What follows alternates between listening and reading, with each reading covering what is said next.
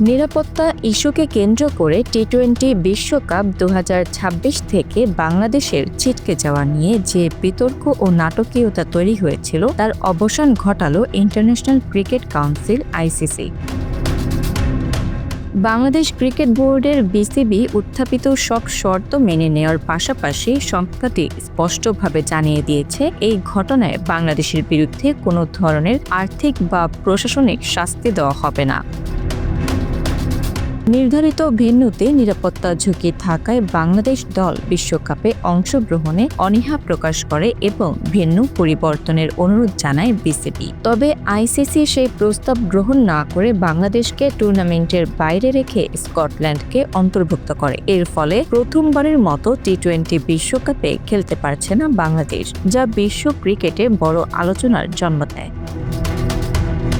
বাংলাদেশের প্রতি এই আচরণকে শুরু থেকে অবিচার হিসেবে আখ্যা দিয়ে সরব ছিল পাকিস্তান ক্রিকেট বোর্ড পিসিবি। বাংলাদেশের পাশে দাঁড়িয়ে পাকিস্তান ঘোষণা দেয় তারা ভারতের বিপক্ষে নিজেদের নির্ধারিত ম্যাচে মাঠে নামবে না। এতে করে আইসিসির সামনে তৈরি হয় বড় ধরনের আর্থিক শঙ্কা।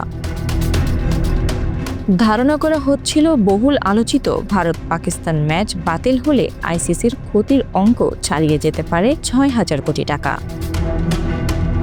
এই সম্ভাব্য লোকসানের বিষয়টি মাথায় রেখে আইসিসি পাকিস্তানকে সিদ্ধান্ত পুনর্বিবেচনার আহ্বান জানায় এবং পরে বিসিবি ও পিসিবির সঙ্গে ত্রিপক্ষীয় বৈঠকে বসে।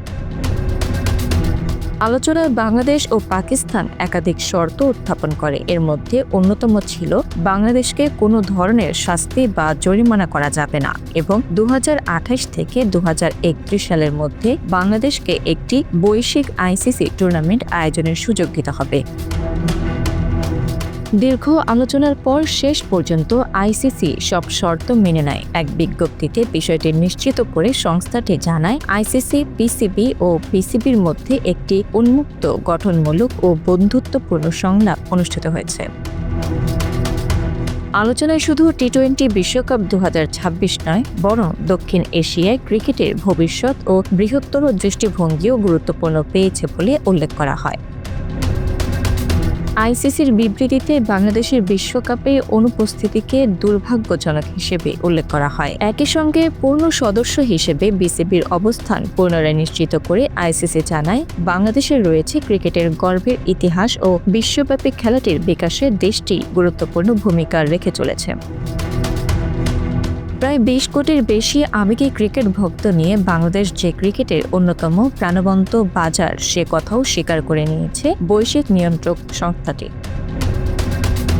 আইসিসি আরও আশ্বাস দেয়, এই বিশ্বকাপে অংশগ্রহণ না করতে পারার কারণে যেন বাংলাদেশে ক্রিকেটের ওপর কোনো দীর্ঘমেয়াদী নেতিবাচক প্রভাব না পড়ে, সে বিষয়ে তারা অব্যাহত সহায়তা প্রদান করবে। পাশাপাশি বিসিবিকে চাইলে ডিসপিউট রেজলিউশন কমিটিতে যাওয়ার সুযোগও খোলা রাখা হয়েছে।